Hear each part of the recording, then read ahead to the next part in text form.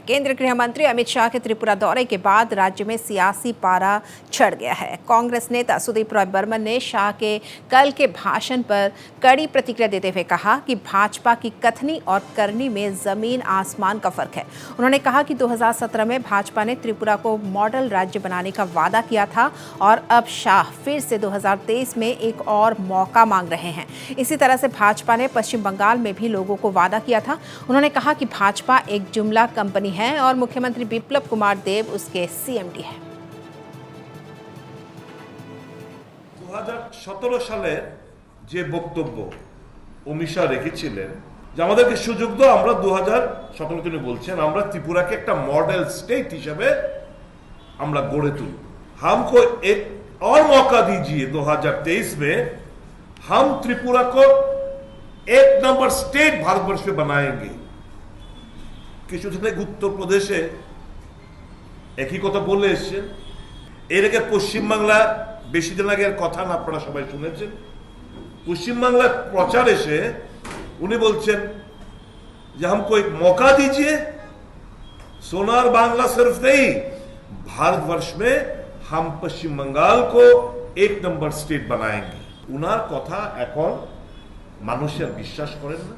এটা একটা হচ্ছে जुमला একটা কোম্পানি, যে কোম্পানি ত্রিপুরা রাজ্যের দায়িত্ব আছেন। এই জুমলা কোম্পানির সিএমডি হচ্ছে বিপ্লব দেব এবং এরা শুধু বিজনেস এবং স্টেটের পাবলিকের মানি, গভর্নমেন্টের এক্সচেকার লুটে ফুটে খেয়ে টাকা বহির্রাজ্যে পাচার করার ধান্দাবাজ করে বেড়াচ্ছেন।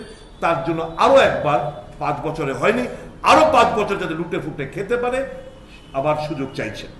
সমস্ত অংশের মানুষ গতকালকে সমাবেশকে প্রত্যাখ্যান করেছেন, কারণ এখন নির্বাচন এসছে, এখন অনেক ধরনের প্রতিশ্রুতি দেবে। वहीं उन्होंने राज्य की कानून व्यवस्था को लेकर भी राज्य सरकार को घेरने की कोशिश की। उन्होंने कहा कि राज्य में हर दिन विपक्ष के नेताओं और कार्यकर्ताओं को निशाना बनाया जा रहा है। शाह ने अपने भाषण में कहा था कि राज्य में राजनीतिक हिंसा खत्म हुई है, लेकिन वास्तविकता यह है कि रोजाना विपक्ष के कार्यकर्ताओं को निशाना बनाया जा रहा है, उनकी संपत्तियों को लूटा जा रहा है। 2018 থেকে 2021 517টি মার্ডার হয়েছে।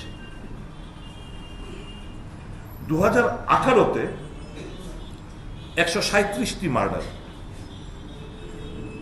2019-এ 144টি মার্ডার, 2020-তে 114টি মার্ডার, 2021-এ 122টি মার্ডার। প্রতিদিন রাজনৈতিক সংঘর্ষ, প্রতিহিংসা পরায়ণ হয়ে যারা বিরোধী রাজনৈতিক দল করেন তাদের বাড়ি হামলা হুজ্জুতি চালিয়ে যাচ্ছে।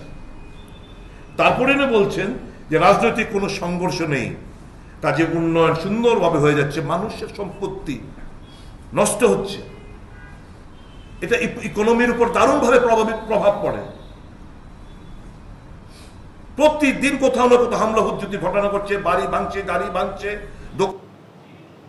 वहीं कोरोना को लेकर भी सुदीप रॉय बर्मन ने सरकार को घेरा। उन्होंने कहा कि मुख्यमंत्री बिप्लब देब ने घोषणा की थी कि कोरोना से मरने वाले लोगों के परिजनों को 10-10 लाख रुपए बतौर मुआवजा दिया जाएगा। बर्मन ने सवाल पूछा कि सरकार ने कितने लोगों को अब तक मुआवजा दिया है, इसकी जानकारी साझा करें।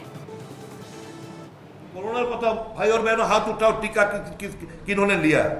আমি জিজ্ঞেস করতে পারি না যে মুখ্যমন্ত্রীর দেওয়া যে প্রতিশ্রুতি যে করোনাতে যারা মারা যাবেন 10 লক্ষ টাকা করে দেওয়া হবে, এই আজকে প্রেস মিট থেকে আমি জানতে পারি না এই 10 লক্ষ টাকা কজন পেয়েছেন। এটা শুধু ওনার বক্তব্য না, এটা আইসিএ কভার করেছেন, আইসিএ দপ্তর প্রেস রিলিজের মাধ্যমে কভার করেছেন। সমস্ত আমার কাছে সব আছে, সমস্ত মিডিয়া পত্রিকা সবাই দেখেছেন। এই 10 লক্ষ টাকা কজন পেয়েছেন, কারা পেয়েছেন আমরা জিজ্ঞেস করতে চাই। यहाँ बता दें कि हाल ही में सुदीप रॉय बर्मन भाजपा छोड़ कांग्रेस में शामिल हो गए। बर्मन के कांग्रेस में शामिल होने के बाद पार्टी ने एक नई ऊर्जा देखी जा रही है।